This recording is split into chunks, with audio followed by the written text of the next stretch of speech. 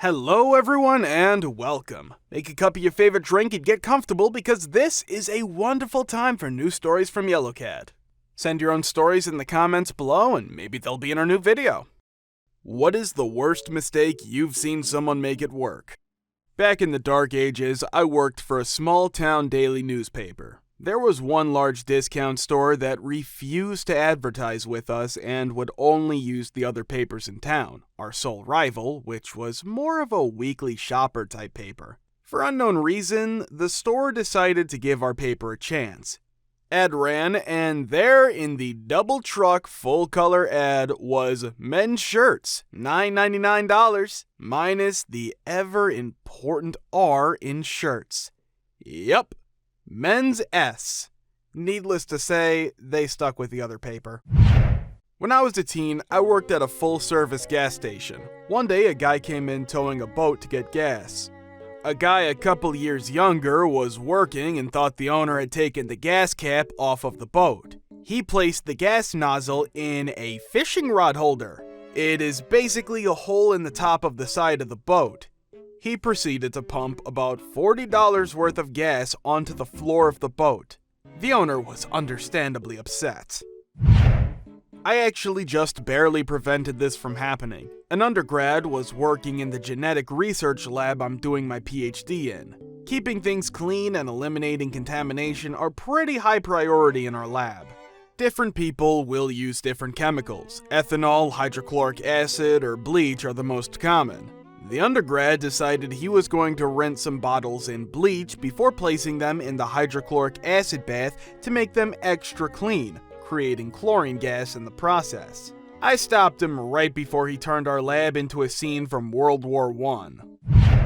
My family started a recycling business. It was a somewhat large business. My grandparents, aunts and uncles, parents, and cousins were all involved. About a week after it had opened, my aunt bought around 50 tons of newspaper. She hadn't checked the prices, they changed quite often, and bought it about 50% higher priced than what it was selling. It almost caused the business to fail. My grandfather was angrier than I had ever seen him. Work in manufacturing. Some guy programmed the CNC machine and the machine that checks them. Should be done by separate people. Well, he made an error on both. Therefore, it was machined with an error and then checked as if the error was right. Scrapped a full engine set of turbine blades, 200,000 pounds. He got a written warning. I worked in a busy pizzeria when I was young. The pizza maker was talking to his girlfriend, who was standing in front of him on the other side of the counter. He throws up the pizza dough in the air to spin it, and it comes down and lands on top of his girlfriend's head and continues to spin. The packed dining room erupted in laughter, and she ran out crying with flour all over her face and jet black hair.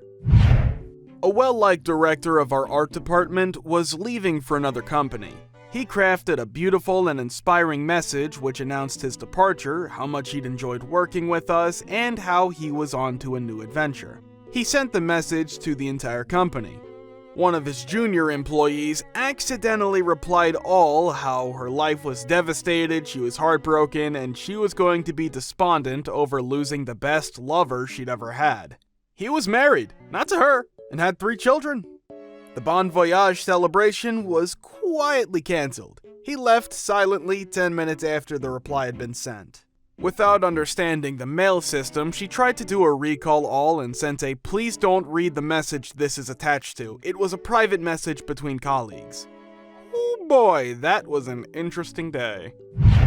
Back door at the Safeway I used to work was broken. Instead of the thing you pull to attach the ram to the truck, you would reach your hand down and pull the lever, which was kinda stuck down. That would only half put it in place. You would then need to manually attach the joiny bit and move your fingers at the last second to avoid a few hundred kilograms of metal attached to a truck with your fingers as lube. All the managers knew, but always acted like a multi-billion-dollar company was their money.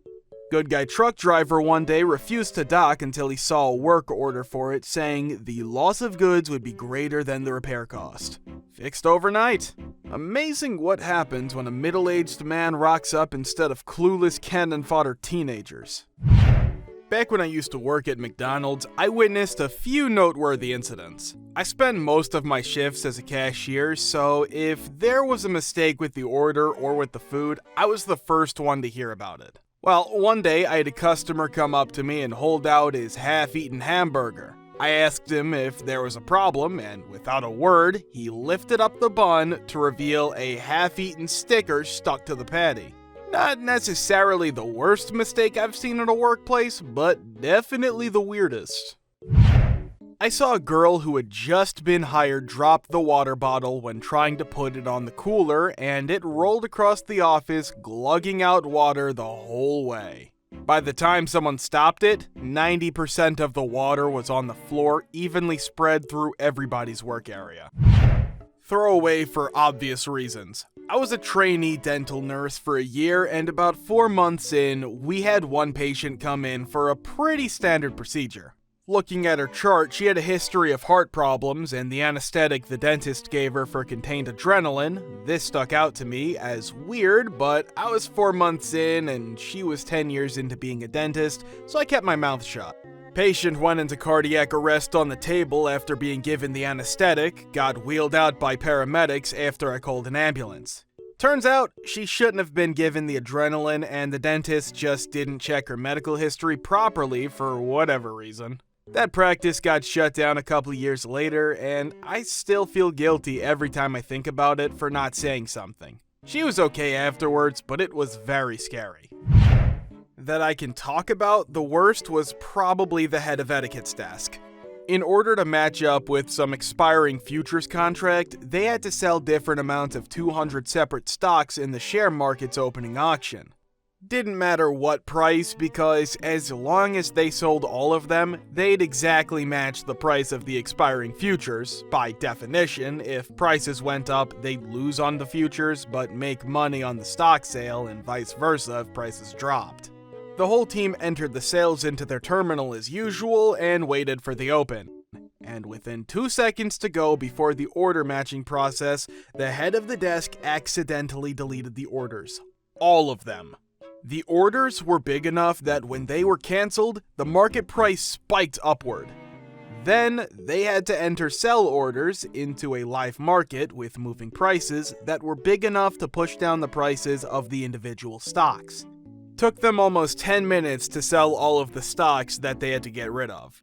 In all, with losing money on the futures price spiking up and losing money by the sales forcing share prices down, they lost about $9 million. They also had to face an investigation by the market regulator for price manipulation. All of this happened 3 days before the end of the quarter and completely wiped out the team's bonus pool.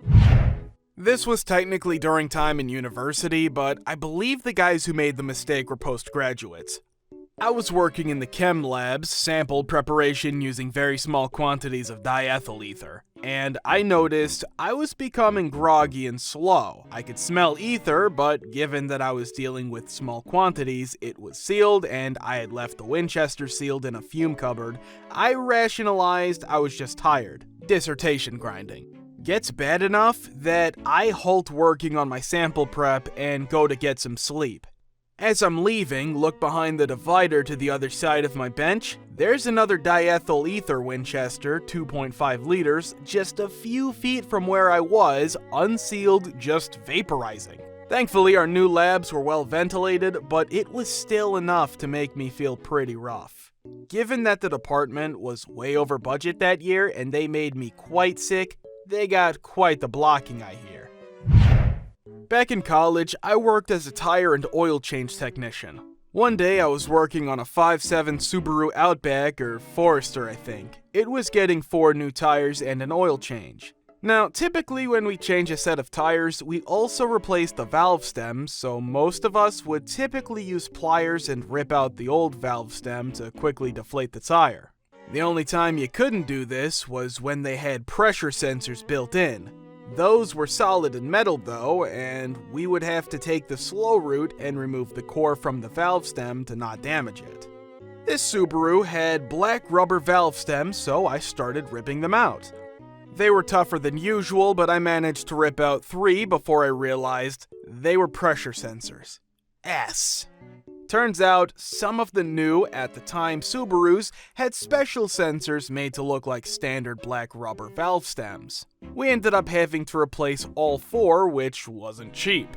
Well, F. So then I started to do the oil change. I raised the car all the way up and quickly locate the drain plug for the oil. I quickly drain out all of the oil and replace the filter, which thankfully is right next to the drain plug. Super easy.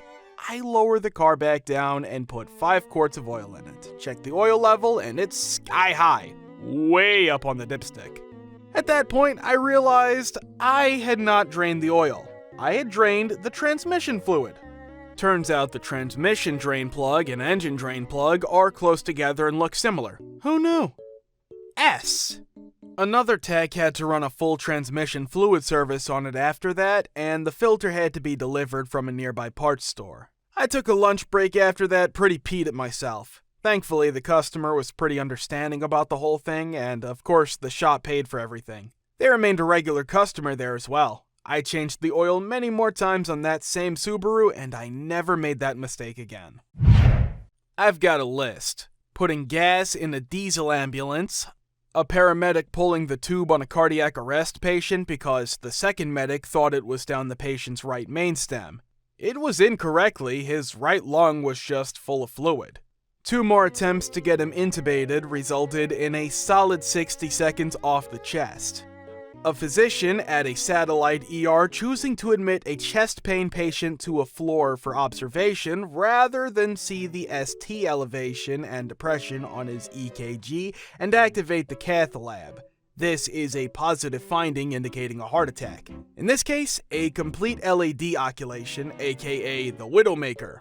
My partner and I were transporting him anyway, so we took the liberty of activating the cath lab, driving very fast, and likely saving the man's life, or at least prolonging it significantly. The ER physician was subsequently chewed out by one of the cardiologists. I saw plenty of $100+ parts broken on cars by mechanics I worked with when I was still working on cars. There were several cases that cost the shop hundreds in lost labor. Timing belts 1 tooth off were a major offender. In a machine shop, watch the Apprentice set up to make a relatively simple part. I don't remember the exact dimensions of the part, but it was no longer than 4 or 5 inches. I believe about 10 pieces were required. Apprentice goes to material rack to pull the required material. Simple mild steel or cold rolled steel for the Americans. The only available lengths were about 6 to 8 feet in length. Apprentice takes the material to the lathe and slides it through the headstock and through the chuck with enough sticking out to make the piece. Tightens chuck and starts to set up the cutting tool. As I look over, I notice about 5 feet or more of material hanging out of the headstock. I'm thinking to myself, what is he doing? Can't remember exactly what I was doing at the time, but the job was almost complete, so I figured I'd go over and see when it's done. In the meantime, the Apprentice is figuring out the required spindle speed for the material. With the material being about 16mm diameter, around 2/3 of an inch, the Apprentice figured a high speed was necessary to machine the piece. I heard the lathe turn on and whiz up to speed. I'm guessing around 1600 to 2000 RPMs. I looked up to see the material hanging out from the tailstock rotating and wobbling in a spiral cone kind of formation. Not good. By the time I could even open my mouth to tell him to shut the machine off, the material bent at a 90-degree angle at the headstock. The only way I can describe what this looks and sounds like? Think of a blade on a helicopter rotor, but the helicopter is flying sideways about to crash and said blade is hitting the floor. Within seconds, the concrete floor is being chipped away with chunks of concrete flying all over the place. The Apprentice just crouches and covers his body with his arms and his hands are covering his head. I run halfway through the shop to hit the emergency stop. I start laughing and tell Apprentice to go to the bathroom to change his trousers, pants. Thank you for watching. Guys, thank you for all the support and the likes. Subscribe to the channel if you're not subscribed yet. See you next time.